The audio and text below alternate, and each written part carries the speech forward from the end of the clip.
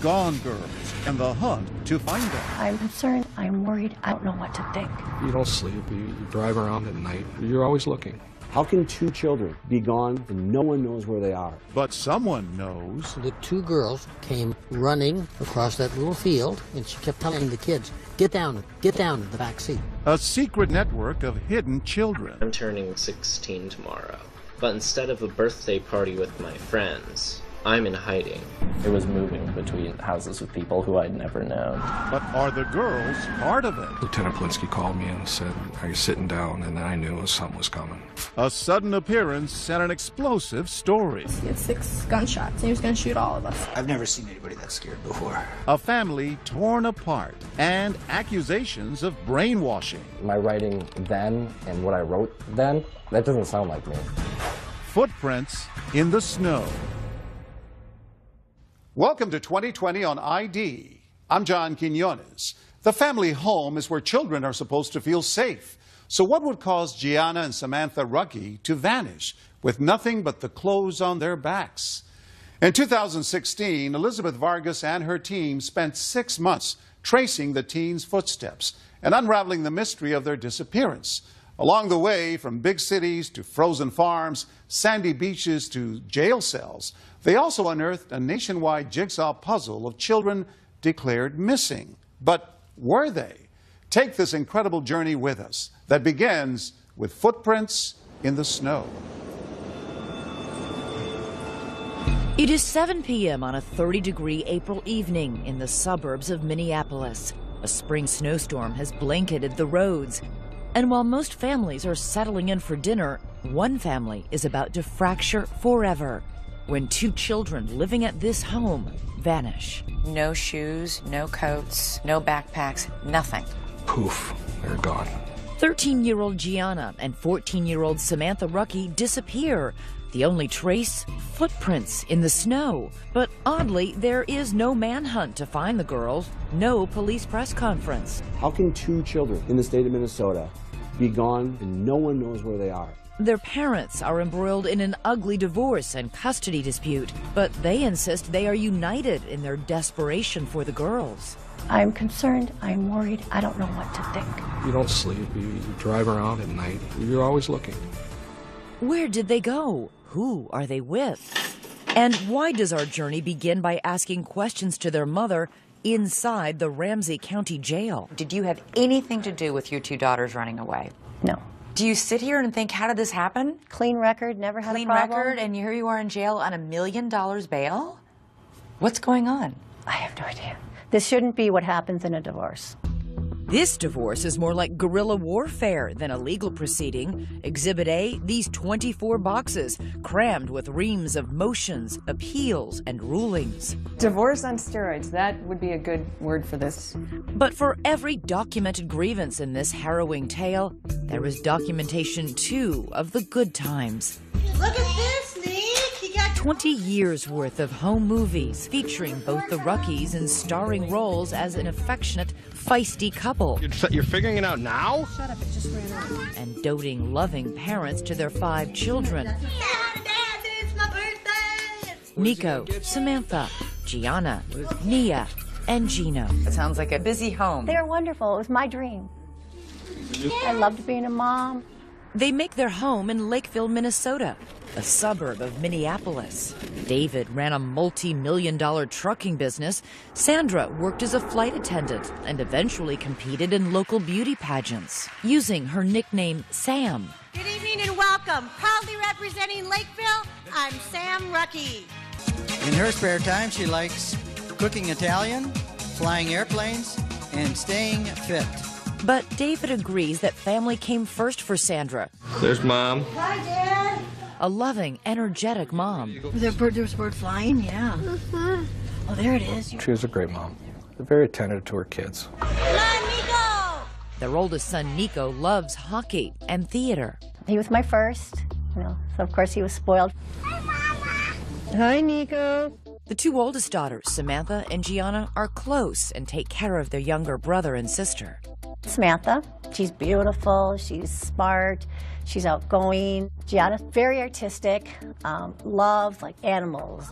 But this story is about what Sandra claims is not captured on home video. She says despite those smiling faces, there was a shocking, ugly secret in the family.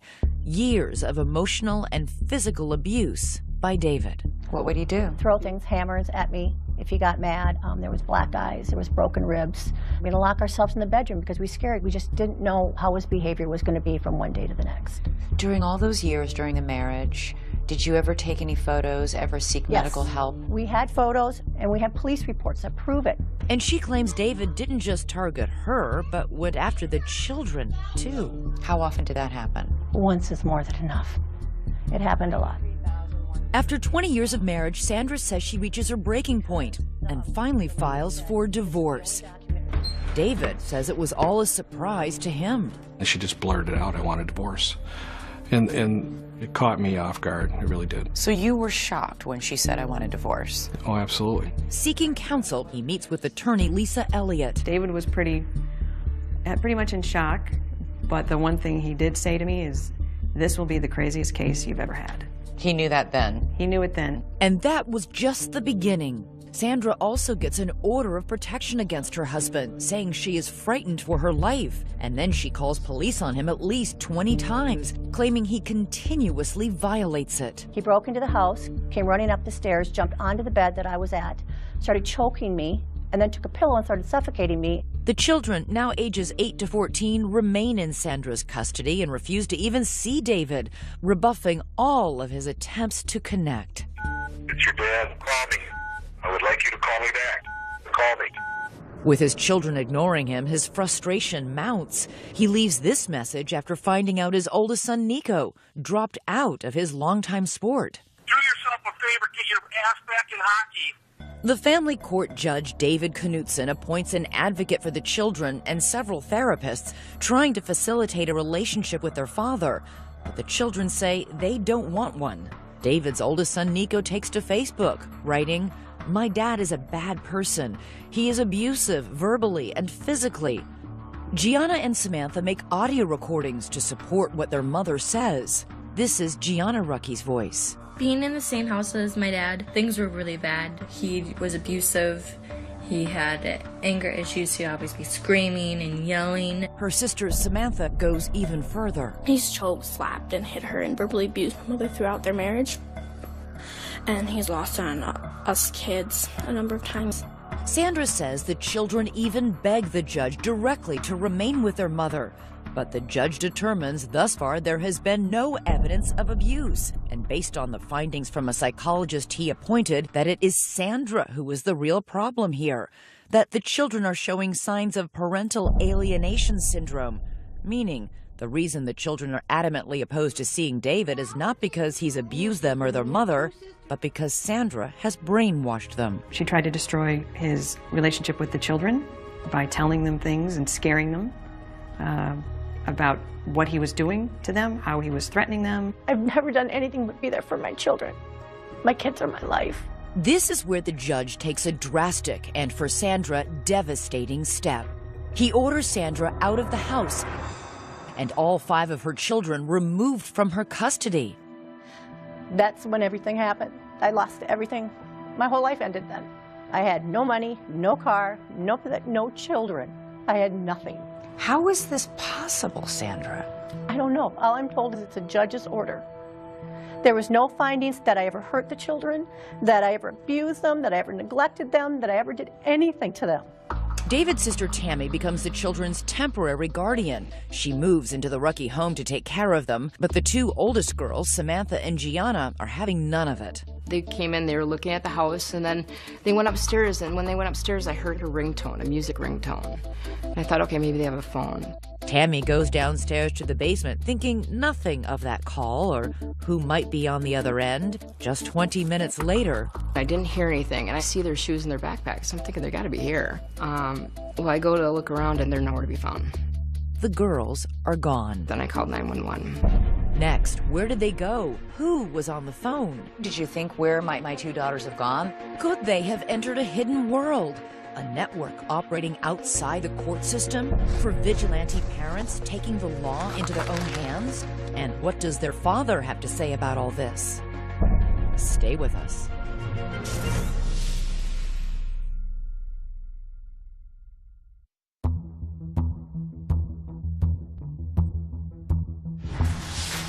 Normally, 2 teenage girls vanishing into thin air would be the top story on the local news. But that's not the case here in Minneapolis. There is no Amber Alert, no search parties combing the woods. Sandra, separated from her children by court order, says she finds out her daughters are missing from her attorney. What was your reaction? What any mother's reaction would be. I'm concerned, I am worried, everything was going through my mind. When Sandra's ex-husband David finds out his daughters have disappeared, he is terrified. What was your biggest fear? I mean, these are young girls. You don't want them hitchhiking. We live by a truck stop. You think of all these terrible scenarios. And David says he becomes consumed with bringing his daughters home, that he would never abuse them, and that all of Sandra's allegations against him are completely false. Have you ever raised a hand against Sandra or your children? Have you ever struck them? No. Have you ever physically abused them in any way? No. I'm a big guy. I kind of come across aggressive, but I never pushed myself upon her. I never did a thing to my children. Do you have a problem with anger? Not anger, it's frustration. Is it possible that there was something in your body language or the way you were speaking that scared Sandra or the children? You know... Do the fights get out of control? No. I'm going to yell. You're going to feel pinned. But as far as abusive, no. But if there wasn't any physical abuse, how is it possible that the Rucky children would tell such frightening stories? Lisa Elliott is David's attorney. They are parroting what their mom is saying. But they're not young children. No. Why would they do this? I think she had them so afraid of what would happen if they went with their dad that she said, you have to say this or you're going to end up with your dad. And David begins to suspect that Sandra knows more than she's saying about their missing daughters. You and Sandra had been involved by this point in a lengthy and bitter custody fight. Did you think she might have something to do with this? Yeah, oh yeah. As the weeks pass with no sign of Samantha or Gianna, David says he spends his nights driving the streets, searching. He begins tailing Sandra to see if she might lead him to the girls, and even hires a private investigator. You can't get rid of that pain. It never goes away. My mother, mostly, would, I'll say, you know, prepare yourself. Prepare yourself for what? If you never find the girls. How? I couldn't stop looking. The same cannot be said for Sandra, who appears to go back to life as usual, hopscotching around the world as a flight attendant, popping up on Facebook at an NHL Finals game, and lounging on a boat with friends. Did you call the police? I had an order not to contact the police. You have a right to contact the police if you're a victim of a crime or if you're I have a court in order danger. from Judge Knutson that I am not to contact the police.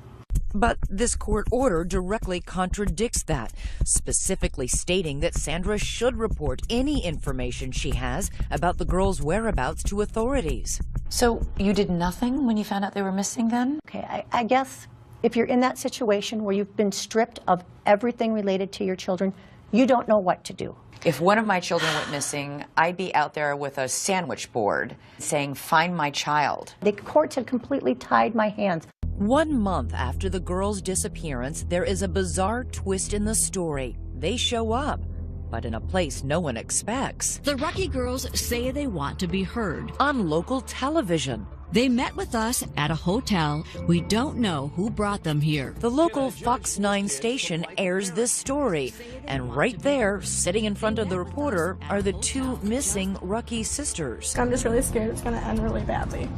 And once again, they back up what Sandra has been saying. He was abusive. Really. In what way?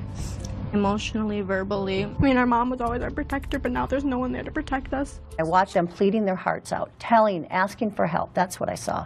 His 2 children begging for help. The Fox report includes an alarming allegation about David. This time, it is a chilling story about him wielding a gun and threatening to murder his entire family. Sat down at our kitchen table and said that he was going to shoot all of us. He had 6 gunshots, and he was going to shoot all of us, my mom included.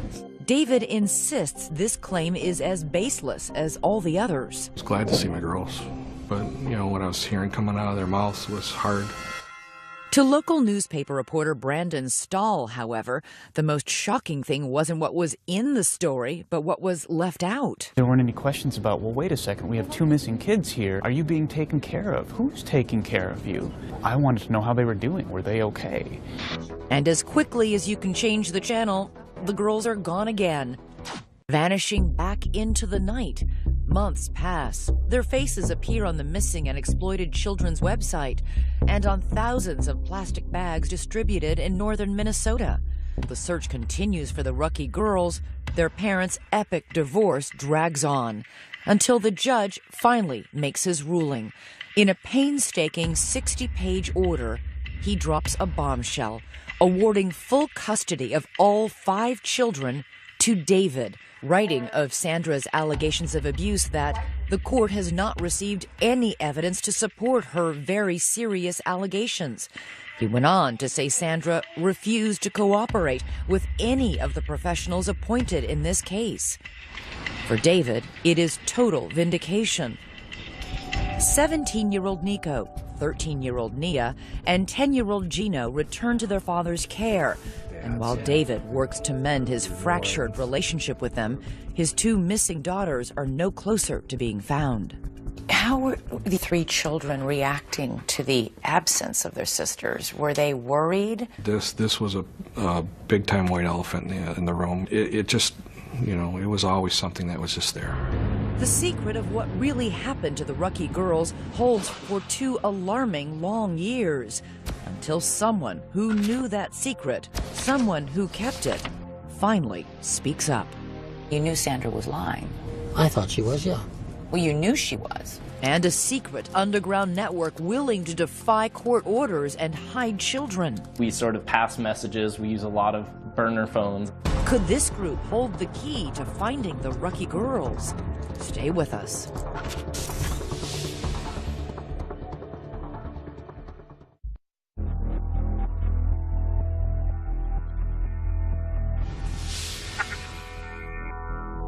From the moment the 2 teenage Rucky girls vanished, police suspected their mother, Sandra, was lying. At any point, did you tell your children to run away from home? No. You never encouraged any of your children?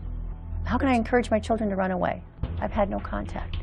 Police suspected that not only did Sandra have contact with her girls, she also had help hiding them from a secret underground network of people willing to defy court orders and conceal children.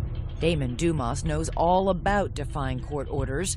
He went into hiding when he was 14 years old, using a loosely organized group of safe houses to escape life with a father he says was abusive.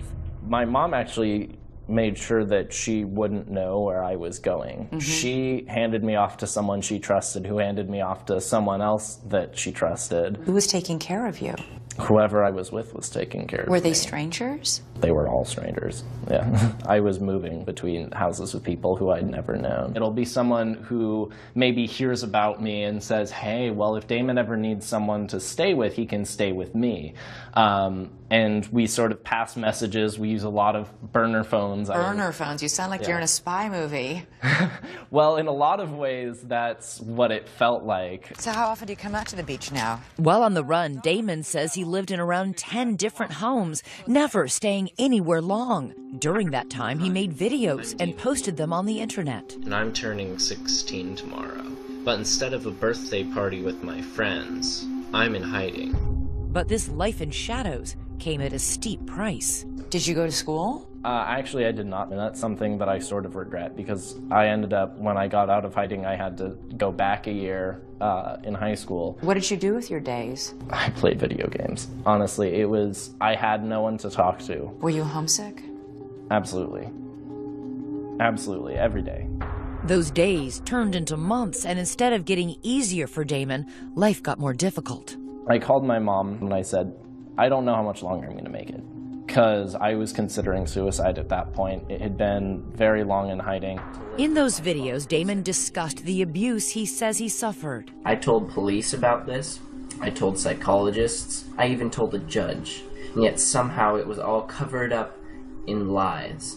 Today, Damon is an activist working with an organization called the Women's Coalition.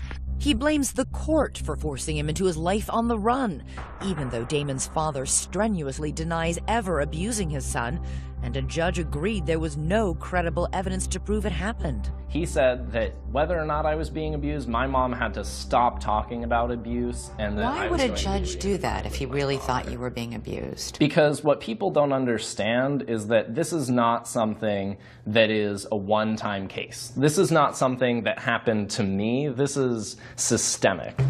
And the internet is teeming with videos of mothers who say they too have been victimized by family courts after they reported their allegations of abuse. As a mother, you try to protect your son, and that was my biggest mistake. I cried wolf when Children need to be believed. The courts forced my children to go on visitations. I am seeking justice. It is okay to protect our children. If you're a mother and you allege child abuse, your odds of losing custody are extremely high.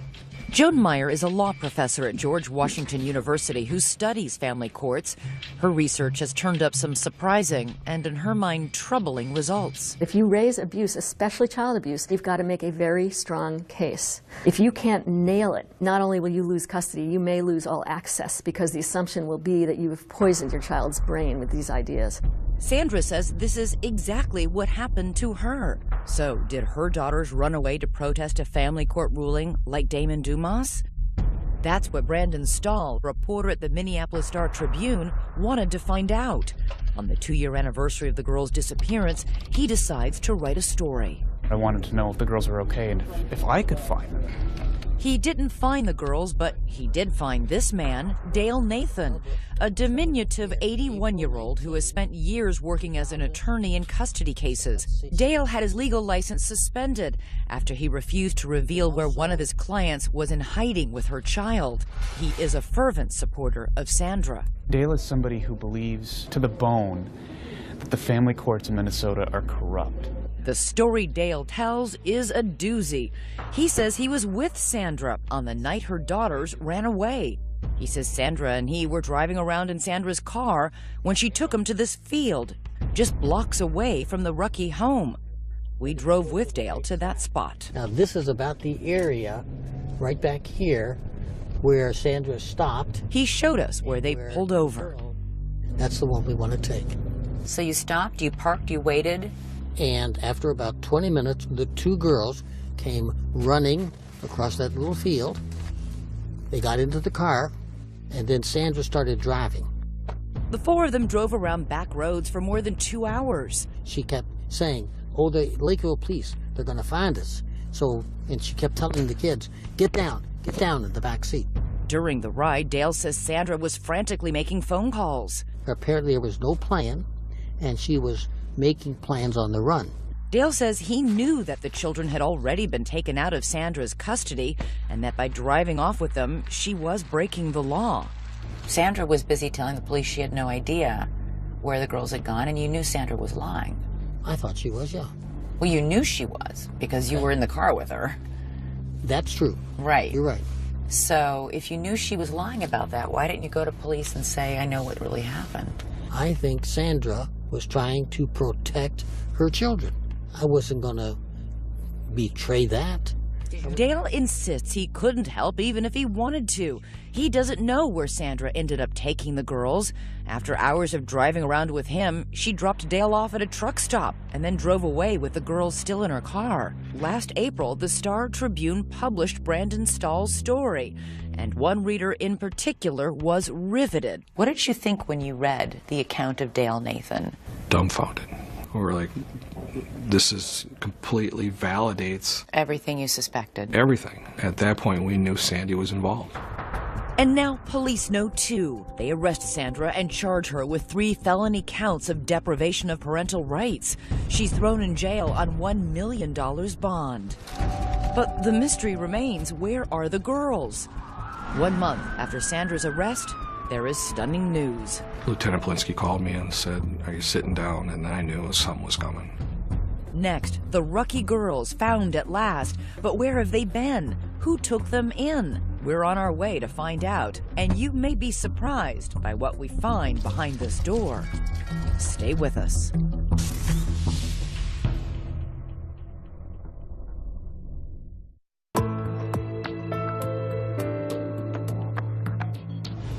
It has been more than 2 years since teenagers Gianna and Samantha Ruckey disappeared from their suburban Minneapolis home. With their parents locked in a fierce divorce battle, authorities suspect the girls' mother knows where they're hiding. Still, everyone is in for a shock. Once again, here's Elizabeth Vargas. Where can two teenage girls hide in plain sight? Deep in the snow-swept fields of Minnesota's North Country, amid miles and miles of desolate, untouched land, this speck of property, a farm called the White Horse Ranch, holds the secret of the missing Ruckey daughters. What led police here? The trail begins with one of Sandra's staunchest supporters, Dee Dee Evevold, an activist friend, vocal about her belief there is corruption in the family courts. Detectives search her home and find a cell phone photo of one of the girls on a farm. They trace that photo back to the White Horse Ranch. And with that, bingo! Police discovered this is where the girls have been for the entire 2.5 years of their disappearance. We took a trip to find out how they ended up here and how they went under the radar for so long. Behind this door are the people law enforcement believes broke the law by housing the girls. Welcome. They are an unlikely pair of alleged criminals. Gina and Doug Dolan own the ranch, which offers 90-minute therapy sessions with their animals, 22 horses, 3 donkeys, and 2 alpacas. They help children who've been abused. Our mission is to reach children and families and to bring healing and wholeness through the animals. Hundreds of children have made day trips to the ranch, but Samantha and Gianna Ruckey were not their typical guests. We received a phone call from Dee Dee Evevold. Dee Dee Evevold not only knew Sandra, she knew the Dolans and respected their work on the ranch. I knew that these are good, honest, salt-of-the-earth people that really are just about doing the right thing. She just said that they needed a temporary place and that they were working through a court case. So you thought they were coming for 3 days? That's correct.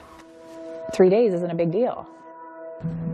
The Dolans say it was Sandra, along with Dee Dee, who dropped the girls off at the ranch one night with no more than the clothes on their back. Then Sandra left and never returned. Days turned into months, and then astonishingly, years. I don't understand how 3 days turns into 2.5 years. I don't know if I can even answer that question. This is where the Dolans' attorney, Travis Kyle, steps in, because the Dolans, along with Dee Dee Evevold and Sandra, are now facing felony criminal charges for their role in the girls' disappearance. At this point, there's certain information we just can't disclose. But they can say that in that long period of time, the Dolans never saw Sandra again. They spoke to her by phone only a handful of times. And it was always from a track phone, so there was never a way of connecting with her. And then would speak to the girls? No. No. She didn't want to. I mean, she was very concerned about them and tell them that I love them. I almost feel like she knew that they were safe here. Don't you think that's a little weird? Mm-hmm. We run into a lot of weird stuff here. While the Ruckey girls are away from everyone and everything they know, communing with the alpacas, 3 hours south, their fathers scoured the earth for any sign of them. Why did you keep them here, despite the fact that you knew a parent was looking? I wouldn't say that we kept them here. We allowed them to stay. They could have left at any time. They didn't want to leave. But didn't you know that people were looking for these children? I can't answer that. Not at this time. Our choices were to put them out on the street or give them a place to live. And we did not want them out on the street. They told you they would continue to run away if forced to return to their father? But you must have known, you did know, that they had a father who was looking for them. Did you ever think about him? I thought about them living on the street and what would happen to them if they were on the street. Did you try and reason with them? They're girls, they're minors. They're not allowed by law to decide where I get to live and what's best for me. Yes, we did. A number of times. And it was a lot of fear. I've never seen anybody that scared before. Did they ever sound coached to you? No. No. I believed him, 100%. At the ranch, the girls made a new life for themselves with the Dolans. They were homeschooled. Their daily activities included helping with the animals. Everybody has to do chores. Anything from cleaning pens to feeding the animals to brushing them. The nearest town is Herman, population 437. Was it a secret that the girls were here? No. No, it was not. So you didn't like say, okay, go hide in the back bedroom when somebody's pulling up? Everybody knew they were here. You made no effort to conceal them? No. No, they had been in public, they'd been out shopping, they were in the hair salon They in went Elbow to church Lake. with us. And they went by their first names, Samantha and Gianna? Yes. The Dollans say they were only helping the girls. They, along with Dee Dee Evevold and Sandra, have all pleaded not guilty to the charges against them. But what about that so-called underground network that helped children like Damon Dumas flee court orders? Are you part of this underground network? No. No. We were asked the question, and my question back was, what is that? Last November, Doug looks out the window and sees Lakeville police and county deputies sitting out front. Police are simply following the trail from Dee Dee Evevold's cell phone photo, not realizing the girls are actually there. I walked out and they told me that they were looking for the girls and wanted to know if I knew anything about them or their whereabouts. And I told them, yes, they're in the house. They were quite frankly shocked. The Dollans say the girls were devastated. Is that the last time you saw them? Yes, it was hard. So what would you say to them if they were watching this? We pray for them every day, and we love them. And we want what's best for them, truly. But did they do what was best for them? David Rucky's attorney, Lisa Elliott, says absolutely not. Is it possible they were just good Samaritans trying to help? When the mother drops them off and doesn't come back for them, ever? For 2.5 years? For 2.5 years, I would think most people would at some point say, we need to look into this. So what happens when police take the girls from the farm? Lieutenant Blinsky called me and said, we found the girls. And I kind of crouched down to the floor and I didn't say anything. He said, you still there? I said, yeah. So I really didn't get absorbed very long. We went right back into dad mode. So how does a broken family get pieced back together? When David finally sees the girls for the first time, it is not the reunion he imagined. Were you nervous? I ran out of the room. I started crying. I didn't recognize them because, you know your children. You remember what they sound like. You remember how they looked. I didn't recognize my daughters. The hard work begins of building trust with two girls who still fear their father. Samantha and Gianna said a lot of devastatingly terrible things about you, publicly. But again, they're in a fragile state. Do they still believe those things? I don't know. We don't get deep into things along that line, so we're moving forward. While the girls may not be recanting their accusations against their father, their big brother is. Coming up, I'm done playing a pawn. Sandra's own son is turning on her. And now that her supporters are revealing her role in the girl's disappearance, what will she say when we confront her? You sat right here and spent half an hour telling me you hadn't seen or spoken to your daughters. If you were lying to me about that, what else might you be lying to me about? Stay with us.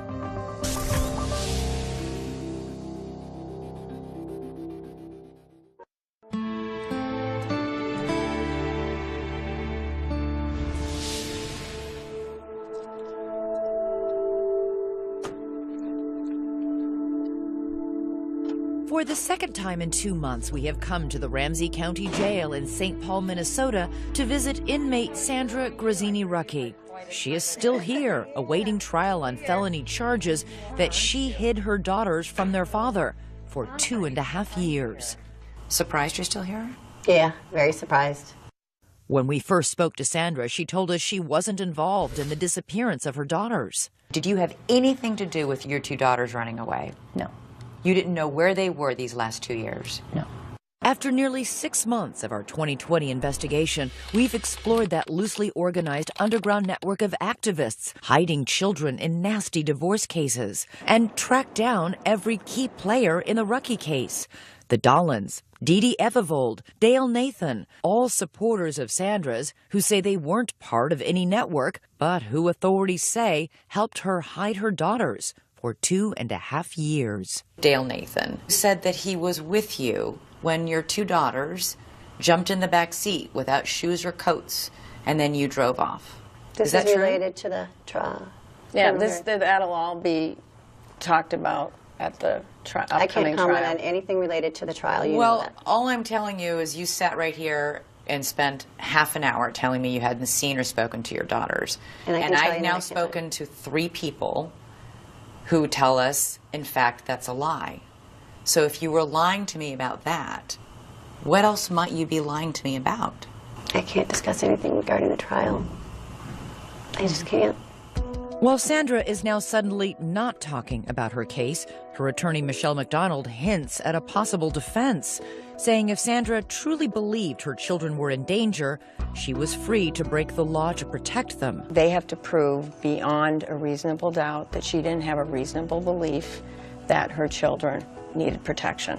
Which makes those allegations of physical abuse during the marriage so important. If those claims are true, then a jury perhaps could forgive Sandra for what she did. And from the very beginning, she has assured us that there is indisputable evidence that her husband, David, was violent. Did you ever take any photos, ever seek medical help? We had photos and we have police reports that prove it. So confident, so certain. And yet, I'm asking for any of the documentation that you assured us existed to corroborate what you're telling us. And we can find none of it. But it does exist. It really does exist. Where is it? It was with my attorney. You don't have any of those records. They're in boxes. But do you have them? Do you know what's in those boxes? You have the all the other police attorney reports, you have gave everything. the police reports. You have everything. Yeah.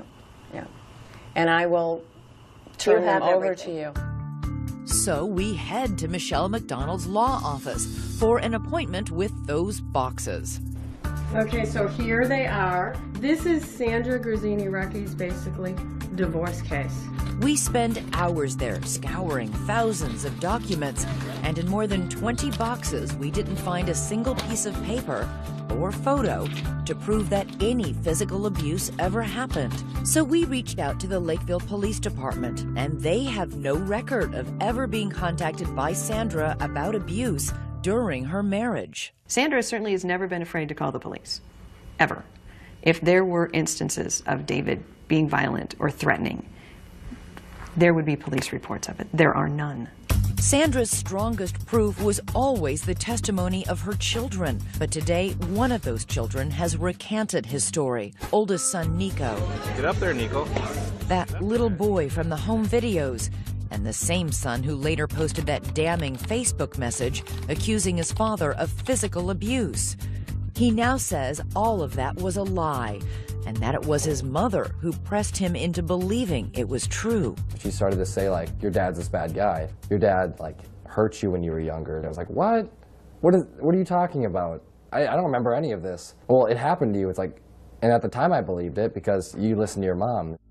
He says he was 15 years old and he couldn't understand why she didn't want him to see his father. I felt really close to my dad, and I was still confused on what was going on. Like, why wasn't I seeing my dad? Nico now says he never saw his father physically abuse his mother or his brother and sisters. As for that Facebook post, Nico says Sandra stood over him while he typed, coaching him on exactly what to say. When I look at my writing then and what I wrote then, that doesn't sound like me, and I feel really bad. He continues to tell us that you brainwashed them into thinking they were abused. And you don't find that questionable? Well, what do you think? You're his mom. I haven't seen Nico for a long time. It's sad that he's saying that. But when my son hadn't been around his father, he has a completely different story than he has now. Did you somehow convince your own kids that their dad was abusing them? No. No. To this day, she says she stands by every decision she has made, every battle line she's drawn, every consequence she and her children have suffered. The two daughters, they spent 2 years working on a horse farm. They didn't go to school. You don't think I think about all these things? I know what these kids have been put through. But it wasn't me who put these through. This was the system that put them kids through this. David and his attorney, Lisa Elliott, say this was never about keeping her children safe. Sandra, they say, wanted revenge. She was out to destroy him for whatever reason, and I don't think she cared what she destroyed in the meantime. Do you think you will ever be reunited with your children? Yes.